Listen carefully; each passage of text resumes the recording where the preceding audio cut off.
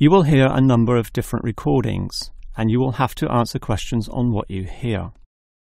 There will be time for you to read the instructions and questions, and you will have a chance to check your work. All the recordings will be played once only. The test is in 4 sections. At the end of the test, you will be given 10 minutes to transfer your answers to an answer sheet. Now turn to Section 1. Section 1. You will hear 2 students, Peter and Mary, discussing their new eating plan. First, you have some time to look at questions 1 to 5. You will see that there is an example that has been done for you. On this occasion only, the conversation relating to this will be played first. OK, Mary. I know I'm putting on weight with all my bad eating habits. That's right. Chocolate bars, pizzas, and all washed down with litres of soft drink. And with all the sugar in soft drink, I think we can say you're definitely overindulging, don't you think?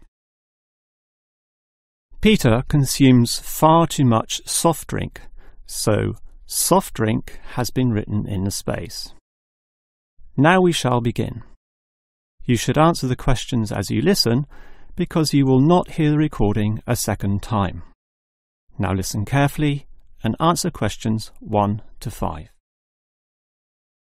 OK, Mary. I know I'm putting on weight with all my bad eating habits. That's right. Chocolate bars, pizzas, and all washed down with litres of soft drink.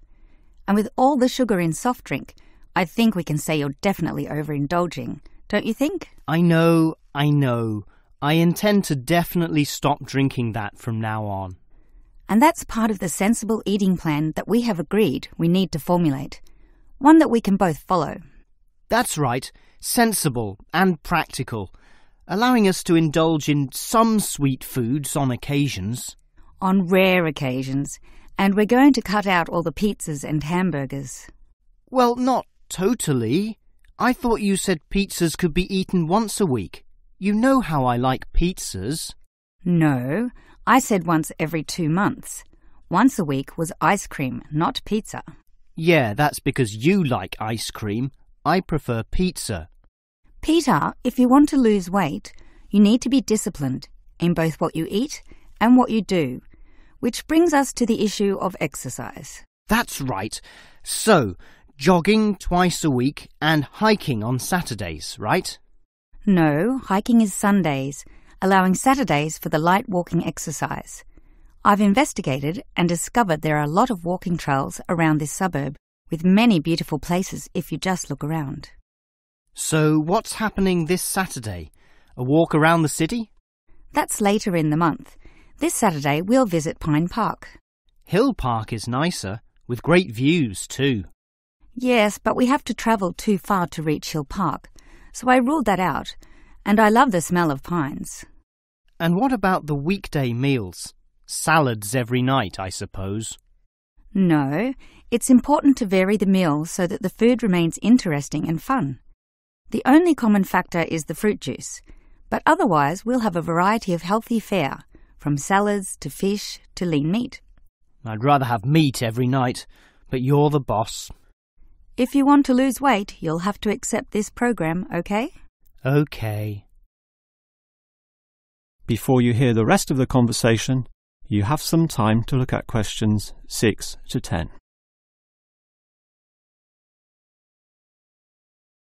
Now listen and answer questions 6 to 10.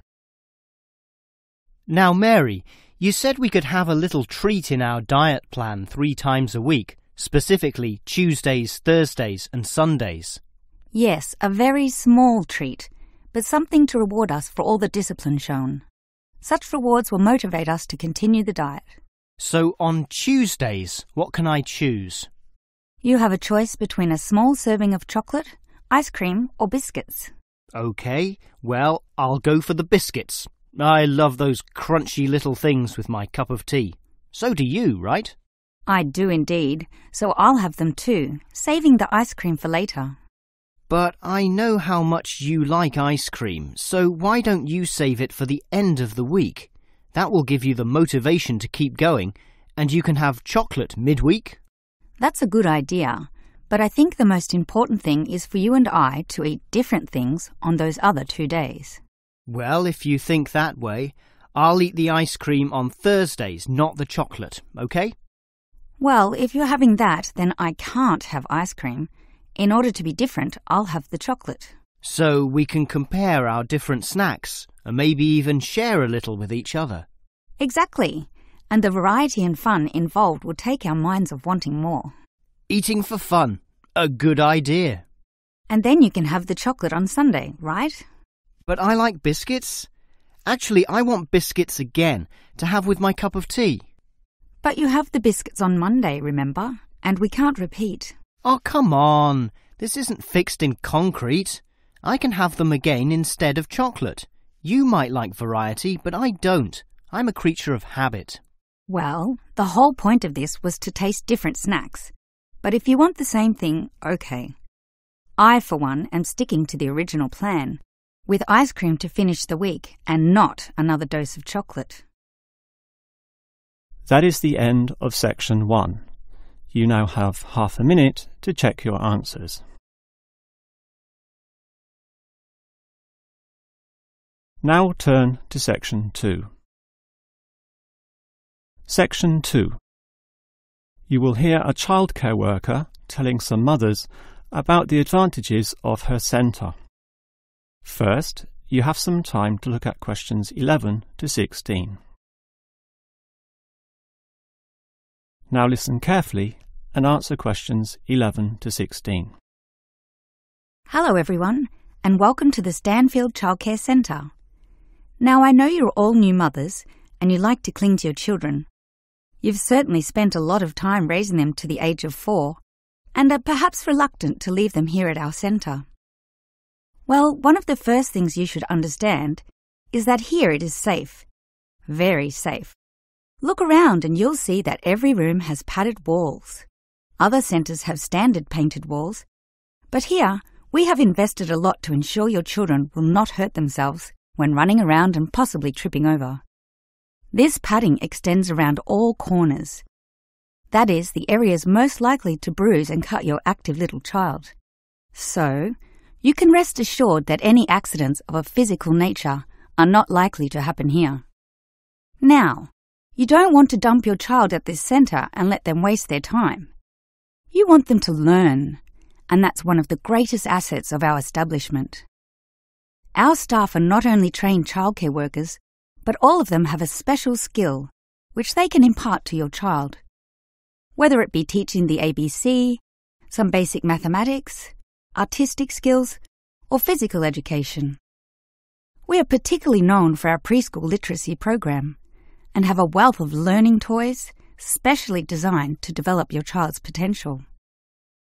Of course, one concern many mothers have is that, in environments such as these, colds and flus and other viral nasties can be easily spread around. It's a very legitimate concern, and one which we take seriously, and we pride ourselves on our precautions. For a start, unlike most centres which clean with standard detergents, we disinfect every service at the end of every day, using a special disinfectant wash. Some places just wipe surfaces daily with a damp cloth, but not us, and that's just the start. We also physically check your children when they arrive every day, and if we feel your child is sick, we ask him or her to wear a face mask to ensure germs are not transmitted. If your child is noticeably sick, then we ask you to take them back home to recover. This might sound a little unkind, but we hope parents can understand that these measures are for the benefit of all.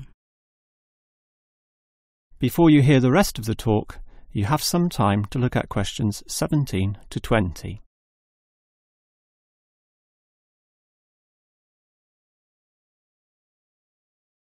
Now listen and answer questions 17 to 20.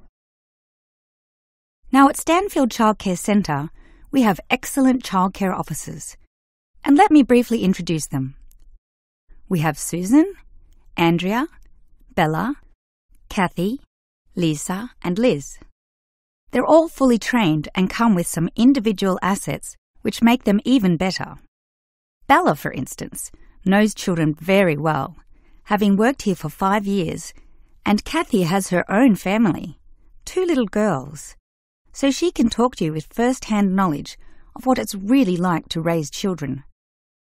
But getting back to Bella, she often relaxes here after work, spending long hours chatting to parents, as does Kathy, in fact. But in terms of hours, nothing can compare to Andrea, who will sometimes spend the night here, staying in our overnight room. Why? Because this centre is very friendly and simply a great place to be. Bella, for example, used to be quite shy herself, but now is marvellous with the little kiddies, as outgoing as any of them. We let Kathy, though, deal with the particularly quiet and introverted children. Since having her own family, she knows what can really bring them out. Of course, what better way to do this than with yummy homemade cakes? And Kathy often gets these from Bella, who can make some of the best in town. Yes, everyone here brings something special, which is why we're one of the best childcare centres in the business. That is the end of section 2. You now have half a minute to check your answers.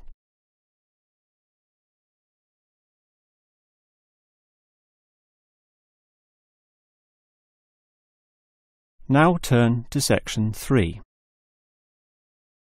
Section 3. You will hear a student, Eric, talking to his lecturer, Miss Harris, about essay writing. First, you have some time to look at questions 21 to 25.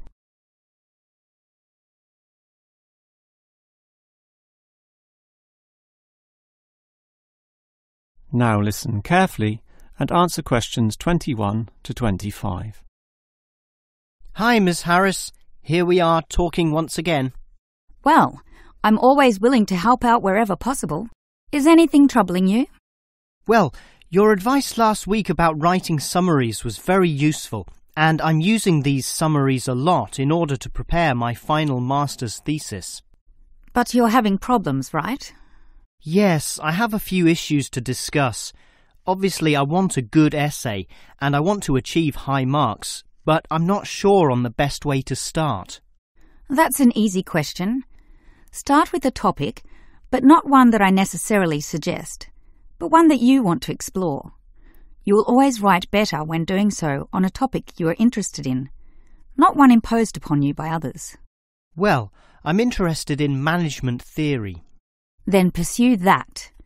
However, that alone is far too broad. Break it into various current areas of discussion and relevance. Then look more carefully at one of them. Say, management and cultural differences, or management and motivation, or other aspects, such as the role of salary, group cohesion, or leadership. I would say I'm interested in group cohesion, that is, how people interact in the workplace. Well, that's a start, but you can't then just write planlessly without defining exactly what you intend to do within the area you've chosen. You'll have to think of a thesis, and this statement could be of several types. Such as what? Oh, you could argue a point, something that you believe in, or discuss an issue, looking at its various perspectives, or critique the opinions of others, pointing out the pitfalls and flaws. The thesis statement will make that very clear because it will say, in simple terms, what you intend to achieve in your essay. I see. And then I can just begin writing, right? Wrong. Huh? If your essay is going to be clear, it needs to be logical and organised, and this means you'll need an outline. This could be written as a flowchart or spider graph, that is, a series of connected lines. But whatever shape the outline takes, there must be a sense of progress in, more or less, a straight line towards a goal. And then my essay will be good? With such progression, definitely, as long as you do achieve everything that you set out to do, as specified in the beginning, okay? Before you hear the rest of the conversation, you have some time to look at questions 26 to 30.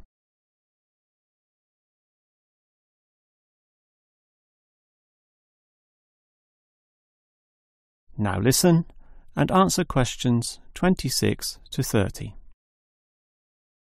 Well, Ms. Harris, your advice about essay writing all sounds very useful, solid and step-by-step, so I'll certainly follow that. But can you tell me in more general terms, what constitutes the best essay? Oh, there are many aspects to consider, but one of the most important is certainly original thinking. The best essays are written by people who think for themselves, and not just copy or imitate established views. I think I can do that. But remember, you can't just give a list of unsupported assertions. There needs to be support as well. A chain of logic linking each step in your argument. Right. Yet that alone is not enough. Your argument may be logically sound, but is it practically so? For that, you need examples from real life to illustrate your points or subpoints. I've got lots of examples from my course readings. I suppose I could use them. But remember, whenever you use an example or facts or figures that are not commonly known, you must give a reference. That's an academic necessity, without which your writing will automatically fail. So it's necessary to give these, right? Absolutely. And with that, your essay will be fine. But always ensure that you format it clearly. What do you mean? I mean the practical considerations, as written in the University Style Guide, such as leaving appropriate margins, using double spacing, Arial font, and so on. You see, your writing must look good as well as be good. I can certainly do that. And finally, related to the previous point, you need to respect the number of words required. Your individual lecturers will give you a word count figure, so follow what they say, making your essay neither too long nor too short. Perhaps 10% either way should be acceptable. 15% was common when I was younger, but it's a lot stricter now, and 20% would be pushing the boundaries just a little too far. I guess I can do all that. Thanks for your advice. That is the end of section 3. You now have half a minute to check your answers.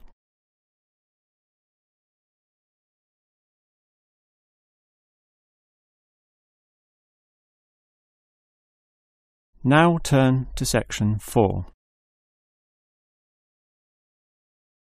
Section 4. You will hear a lecturer discussing the history of people's beliefs regarding whether the Sun or the Earth is at the centre of the solar system.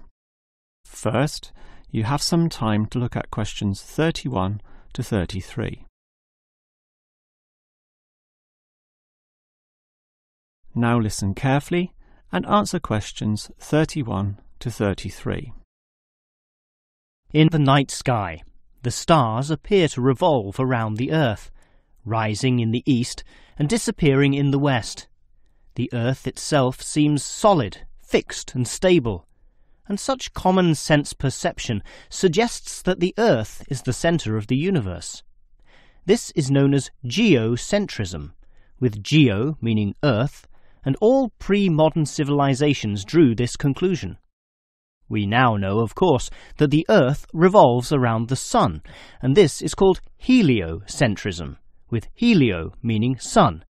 But historically, it took quite a while for this to be deduced.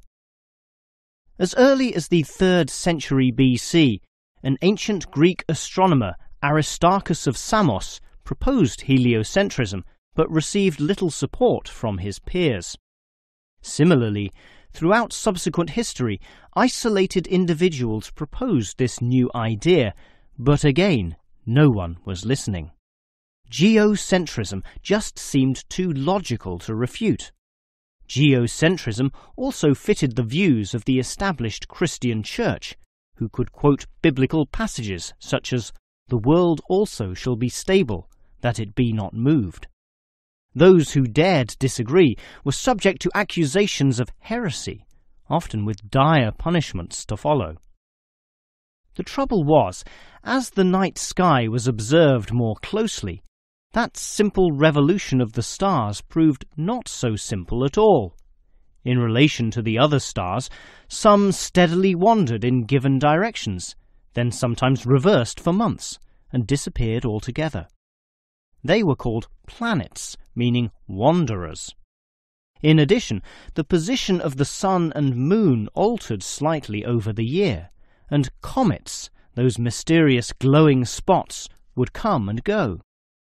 In order to predict the motion of the planets and accurately serve the primary purpose of navigation for sailing ships, increasingly elaborate mathematical models were needed, a sure sign that something was not quite right. Before you hear the rest of the lecture, you have some time to look at questions 34 to 40.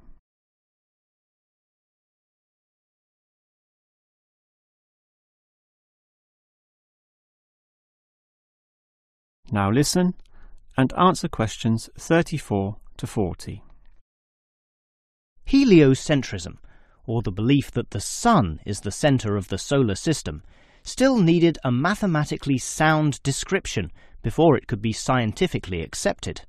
And it was a Polish astronomer, Nicholas Copernicus, who in 1543 first published this.